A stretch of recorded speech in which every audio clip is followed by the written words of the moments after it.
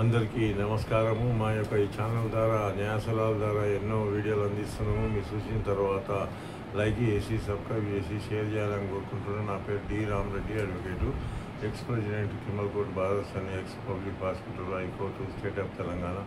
నేను తెలంగాణ ఉద్యమంలో 2001 నుంచి ఉండి కూడా వేల కేసులు వేసాం కనుక ఉద్యమకారులు కానీ పార్టీ సంబంధించిన వాళ్ళు కానీ నా క్లయింట్లు కానీ నా ఫ్రెండ్స్ కానీ చాలామంది కూడా అడుగుతూ ఉంటారు, ఈ మధ్యకాలంలో కిమల్లా మొత్తం చేంజ్ అయిందంట కదా సార్ అని చెప్పేసి.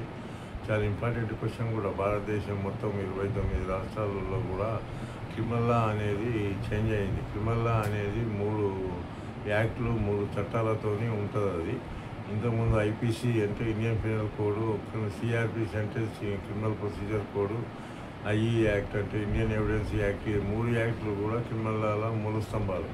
ఈ 3 కూడా రద్దయినాయి. 2023లోనే చట్టాలు వచ్చినాయి. ఇవి పార్లమెంటులో మొత్తం సెంట్రల్ గవర్నమెంట్ బిల్లు పెట్టి బిల్లు పాస్ అయిన తర్వాత రాష్ట్రపతికి పంపించి రాష్ట్రపతి ఆమోదం పొందిన తర్వాత ఈ 3 యాక్ట్ ప్లేస్లో దీనికి ఐపీసీల ప్లేస్లోనేమో బిఎన్ఎస్ అని, భారతీయ న్యాయ సంహిత అని 2023 యాక్టు, సిఆర్పిసి ప్లేస్లోనేమో బిఎన్ఎస్ఎస్ యాక్ట్ అని, Bharatiya Nagarik Suraksha Sanhita act 2023, Indian evidence act ప్లేస్లోనేమో బిఎస్ఏ అని, భారతీయ సాక్ష్య అధినియం అని, ఈ 3 యాక్టులు కూడా 2023లోనే వచ్చినాయి అన్నమాట. రాష్ట్రపతి ఆమోదం పొందిన తర్వాత ఈ చట్టాలన్నీ కూడా 3 కూడా 2023లోనే వచ్చినాయి. ఎందుకంటే జూలై 1, 2024 నుంచి అమలు అవుతూ ఉన్నాయి భారతదేశం మొత్తం కూడా. ఇవన్నీ గమనించుకోవాలి. చాలామంది కూడా తెలియదు. చాలామంది ఎవరైనా కేసుల్లో ఇన్వాల్వ్ అయిన వాళ్ళకి తెలుస్తూ ఉంది కొత్త చట్టాలు అని చెప్పేసి. ఏవైతే ఇంతకుముందు నేరాలు చేస్తే ఐపీసీ కింద కేసులు బుక్ చేసేవాళ్ళు, ఇప్పుడు ఐపీసీ లేదు కనుక ఇండియన్ పీనల్ కోడ్ కేసులో బిఎన్ఎస్ అని వచ్చింది, భారతీయ నాగరిక సురక్ష అని. అందుకోసం న్యాయ సన్నిహిత, భారతీయ న్యాయ సన్నిహిత అనేది ఏదైతే వచ్చిందో ఐపీసీ ఇండియన్ పీనల్ కోడ్ కింద, ఇంతకుముందు ఇండియన్ పీనల్ కోడ్ కింద 511 సెక్షన్స్ ఉంటుండే. ఈ 511 సెక్షన్ ప్లేస్లో 358 ఉన్నాయి. 358 సెక్షన్స్, ఒక్కొక్క సెక్షన్ ఒక నేరానికి సంబంధించింది. అందుకని చెప్పేసి ఎవరైనా నేరం చేస్తే ఈ 358 సెక్షన్లు ఏవైతే ఉంటావో 358 సెక్షన్స్లో ఒక్కొక్క సెక్షను ఒక్కొక్క నేరానికి సంబంధించింది కనుక ఆ నేరాన్ని బట్టి ఆ సెక్షన్ వేసి ఎఫ్ఐఆర్ ఇష్యూ చేస్తారు. ఫస్ట్ ఇన్ఫర్మేషన్ రిపోర్ట్ అని చేస్తారు. అందుకోనికి భారతదేశం మొత్తం కూడా జూలై 1, 2024 నుంచి కూడా అమలు అవుతూ ఉన్నాయి అనుకోని చెప్పేసి. మనము ఎవరైతే పోలీసు వాళ్ళు కేసు పెట్టిన తర్వాత మళ్ళీ అతన్ని జైలు పంపించిన తర్వాత మన ప్రొసీజర్ ఫాలో కావాలి. ఇంతకుముందు సిఆర్పిసి కింద పిటిషన్లు చేసి ప్రొసీజర్ కింద బెయిల్ పొందుతున్నాము. ఇప్పుడు సిఆర్పిసి రద్దయింది కనుక సిఆర్పిసి ప్లేసులలో బిఎన్ఎస్ఎస్ అని వచ్చింది, భారతీయ నాగరిక సురక్ష సంహిత అని, ఈ 2023 యాక్ట్. ఈ యాక్ట్ ప్లేస్లో ఇంతకుముందు సిఆర్పిసిలో 484 సెక్షన్స్ ఉంటుండే. ఆ 484 సెక్షన్స్ ఇవన్నీ కూడా కొన్ని ఇండ్ల సెక్షన్లు కొన్ని పెరిగినాయి, ఐపీసీలు కొన్ని తగ్గినాయి అన్నమాట. బిఎన్ఎస్ కింద 531 సెక్షన్స్ ఉన్నాయి. 531 సెక్షన్స్, ఒక్కొక్క సెక్షను ఒక ప్రొసీజర్ అన్నమాట. అనుకోనికి ఇవన్నీ గమనించుకోవాలి. ఎందుకంటే కేసుల్లో ఏదైతే మనము కేసు వాదించుకోవాలో కానీ ఏదైనా పోలీసులు కూడా ఛార్జ్ షీట్ కానీ ఎఫ్ఐఆర్ కానీ మిగతా ప్రొసీజర్ ఏదైతే ఉంటాయో అవన్నీ కూడా ఈ బిఎన్ఎస్ఎస్ యాక్టే ఫాలో అవుతారు. అడ్వకేట్లు కానీ జడ్జెస్ కూడా హౌ టు డెలివర్ జడ్జిమెంట్ అనేది కూడా ఈ బిఎన్ఎస్ఎస్ కిందనే ఫాలో అయ్యి వాళ్ళు జడ్జిమెంట్స్ డెలివర్ చేస్తారనమాట. జనరల్ పబ్లిక్ కూడా ఎందుకంటే కావాలనుకున్నప్పుడు రిటర్న్ ఆఫ్ ప్రాపర్టీ కానీ మిగతాయి కానీ కోర్టు ముందర రాకున్నప్పుడు పిటిషన్ పెట్టుకోవడం కానీ 14% కూడా కొంతమంది చేసుకుంటారు కనుక అవన్నీ కూడా కాంప్లైంట్ డిస్టెన్స్ కానీ ఇవన్నీ కొన్ని సెక్షన్స్. ఎందుకంటే జనరల్ పబ్లిక్ కూడా వాళ్ళు అడ్వకేట్ లేకుండా వాళ్ళు 14% చేసుకుంటారు కొంతమంది. అందుకని చెప్పేసి ఇవన్నీ కూడా దాని కింద ఇంత సిఆర్పిసి ఫాలో అయ్యేటారు. సిఆర్పిసి లేదు కనుక ఇప్పుడు బిఎన్ఎస్ఎస్ అని వచ్చింది. బిఎన్ఎస్ఎస్ అంటే భారతీయ నాగరిక సురక్ష సంహిత యాక్ట్ 2023 కింద ఏదైనా అవసరం ఉన్నప్పుడు మనం కోర్టుల ప్రొసీజర్ ప్రకారము పోలీసు వాళ్ళు కేసులు పెడితే బిఎన్ఎస్ఎస్ని ఫాలో అయ్యే మనం పిటిషన్లు పెట్టుకొని హౌ టు గెట్ బెయిల్ అని కానీ మిగతా case how to fight case అనేది కానీ కేసులో మనం ఎట్లా డిశ్చార్జ్ చేసుకోవాలి, ఎట్లా కేసును వాదించుకోవాలనేది కూడా ఈ సిఆర్పిసి కిందనే ఉంటాయి అన్నమాట. ఇండియన్ ఎవిడెన్స్ యాక్ట్ ఏంటంటే ఇప్పుడు మొత్తం కూడా బిఎస్ఏ కింద ఇండియన్ ఎవిడెన్స్ యాక్ట్ 167 సెక్షన్స్ ఉండే. ఇప్పుడు 167 సెక్షన్లు ఇలా కొన్ని పెరిగినాయి కనుక 170 అయినాయి. బిఎస్ఏ అంటే భారతీయ సాక్ష్య అధినియము. అధినియం అనేది ఇది సివిల్లో కూడా ఉపయోగపడుతుంది. బిఎస్ఏ అనేది ఎవిడెన్స్ యాక్ట్, సివిల్ యాక్ట్లు ఏం చేంజ్ కాలేదు. అందుకని ఈ ఎవిడెన్స్ యాక్ట్ను వాళ్ళు ఉపయోగిస్తారన్నమాట, యూజ్ చేస్తారనమాట. అక్కడ కూడా supporting evidence act, document evidence కానీ, మిగతా కానీ, ప్రిలిమినరీ ఎవిడెన్స్ కానీ, క్రాస్ సబ్మిషన్ కానీ, ఇవన్నీ కూడా ఎవిడెన్స్ యాక్ట్లోనే ఉంటాయి ఇవన్నీ. అందుకని ప్రతి ఒక్కరు కూడా భారతదేశం మొత్తం 29 రాష్ట్రాలలో కూడా ఈ జూలై 1, 2024 నుంచి అమలు అవుతూ ఉన్నాయి. మరి చాలామంది కూడా డౌట్ ఉండి కూడా మళ్ళీ నాకు ఫోన్ చేసి అడుగుతూ ఉంటారు, సార్ మా పాత కేసుల కింద బుక్ అయిన వాళ్ళు ఉంటారు కదా, కేసులు రిజిస్టర్ అయినాయి, ఆ కేసుల గురించి మరి ఎట్లా అని చెప్పేసి కూడా అడుగుతూ ఉంటారు. చాలా ఇంపార్టెంట్ క్వశ్చన్ కూడా అది కూడా. పాత కేసులు ఏవైతే ఉంటావో పాత కేసుల్లో మీరు కేసు రిజిస్టర్ అయ్యి బెయిల్ పొంది ఉంటారు కనుక పోలీసు వాళ్ళు కూడా పాత ప్రొసీజర్ ప్రకారమే పాత సిఆర్పిసి కిందనే వాళ్ళు కేసులు ఛార్జ్షీట్ చేస్తారు. వాళ్ళు ఐపీసీ కింద బుక్ చేసిన కనుక అవన్నీ పాత యాక్ట్లన్నీ కూడా పాత కేసులు ఎవిడెన్స్ యాక్ట్ కానీ, సిఆర్పిసి కానీ, ఐపీసీ అవే కేసు డిస్పోజల్ అయ్యేంత వరకు అవే. ఇప్పుడు జూలై 1 నుంచి ఏవైతే కేసులు కొత్త కేసులు రిజిస్టర్ అవుతున్నావో ఆ కేసుల మటుకమే కొత్త ప్రొసీజర్ ఫాలో కావాలి. అందుకని చాలామంది కూడా ఎందుకంటే సెంట్రల్ గవర్నమెంట్ ఏం చేసేది ఏంటంటే కొన్ని సెమినార్స్ కండక్ట్ చేసి పబ్లిక్లో అవేర్నెస్ తెచ్చినట్టే ఈ యాక్ట్లు అని చేంజ్ అయినామని చెప్పేసి అందరికి తెలుస్తున్నాయి. చాలామంది కూడా ఇంకా తెలియదు అనమాట. జూలై 1, 2024 నుంచి కూడా అమలు అవుతూ ఉన్నాయి ఆల్రెడీ. అందుకని ఈ యాక్ట్లు వచ్చి మటుకము బిఎన్ఎస్, బిఎన్ఎస్ఎస్, బిఎస్ఏ ఈ 3 యాక్ట్లు కూడా 2023లోనే రాష్ట్రపతి ఆమోదం పొందిన తర్వాత చట్టాలు వచ్చినాయి. ఆ చట్టాలు అమలు చేసుకోమటుకము జూలై 1, 2024 నుంచి అమలు అవుతూ ఉన్నాయి అన్నమాట. అందుకని గమనించుకోవాలి. చాలామంది కూడా నాకు ఫోన్ చేసి ఈ మధ్యకాలంలో మరి కొత్త కేసులు వచ్చినాయి కదా, కొత్త యాక్ట్లు వచ్చినాయి కదా సార్, పోలీసులు సమన్ ఇచ్చింది సార్ అని చెప్పేసి అడుగుతూ ఉంటారు. సమన్ అనేది అది కేసులను బట్టి, కేసు యొక్క దాన్ని బట్టి, స్వభావాన్ని బట్టి, కేసు యొక్క దాని అఫెన్సెస్ని బట్టి సమన్స్ ఇస్తారు. కొన్ని సమన్స్ అంటే మీరు చూసిన దాన్ని ఎవిడెన్స్ కింద ఎందుకంటే వాళ్ళు రికార్డ్ చేయడానికి కూడా సమన్ ఇస్తుంటారు.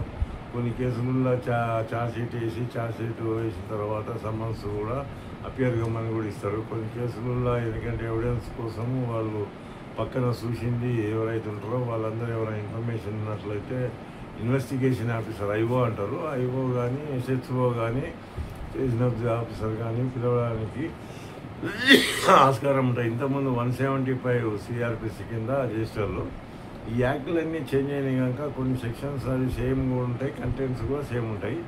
ఇప్పుడు ఇంతకుముందు 175 సిఆర్పిసి కింద పవర్ టు సమన్ పర్సన్స్ అనేది ఉండేదన్నమాట, ప్రొసీజర్ అనమాట అది. ఇప్పుడు 175 కింద 195 వచ్చిందన్నమాట. 195 అనేది బిఎన్ఎస్ఎస్ యాక్ట్ అనమాట. బిఎన్ఎస్ఎస్ యాక్ట్ అంటే భారతీయ నాగరిక సురక్ష సంహిత 2023 కింద యాక్ట్ కింద వాళ్ళు సమన్ పంపించడానికి అధికారం ఉంటుంది అనమాట. అందుకని చెప్పేసి అధికారం కానీ ఈ power of to summon persons అనేది చాలామంది కూడా ఎందుకంటే డౌట్ ఉంటుంది సార్, భయపడుతూ ఉంటారు పోలీసులు సమన్ వచ్చి ఇచ్చిపోయింది సార్ అని చెప్పేసి. ఈ మధ్యకాలంలో ఎందుకంటే media, print media, electronic media బాగా యాక్టివ్ అయినాయి. ఇంతకుముందు అంటే ఎన్నో కేసులలో కూడా పోలీసులు ఇస్తుంది కానీ పేపర్ కానీ ఎలక్ట్రానిక్ మీడియా కానీ ఎవరికి కూడా తెలిసేది కాదు. ఈ మధ్యకాలంలో ఏదైనా పోలీసులు వస్తే ఎందుకు వచ్చిండ్రు ఇవన్నీ కూడా క్వశ్చన్లు వస్తున్నాయి. పబ్లిక్లో కూడా అవేర్నెస్ వచ్చింది అందుకో అని చెప్పేసి వాళ్ళు ప్రింట్ మీడియా ఉండాలా ఎలక్ట్రానిక్ మీడియా చెప్పడం వల్ల అది అవేర్నెస్ అనేది పబ్లిక్ లోపల ఎక్కువ అడ్వర్టైజ్మెంట్ ఎక్కువ అవుతూ ఉంది. అందుకని చెప్పేసి కేసుకు దాంట్లో సంబంధంలో ఏం రాసి ఉంటారో అవన్నీ కూడా రాసి ఉంటాయి అన్నమాట. అందులో మీరు చూసుకోవాలి, భయపడే అవసరం లేదు. సమన్ ఎందుకోసం ఇచ్చిండ్రు అనేది కూడా దాంట్లో రాస్తారు. ఆ కేసు నెంబరు దాని గురించి పోలీసులు వాళ్ళు చెప్తారు. అడిగినప్పుడు కూడా వాళ్ళ మీకు అర్థం కానప్పుడు పోలీసులు కూడా అడగవచ్చు, ఈ సమన్ ఎందుకోసం సార్ అని అడిగితే కూడా వాళ్ళు చెప్తారు అన్నమాట. కొంతమంది విట్నెస్ల కింద పిలిచి అక్కడ చూసిన దాన్ని చెప్పమని కూడా చెప్తారనమాట.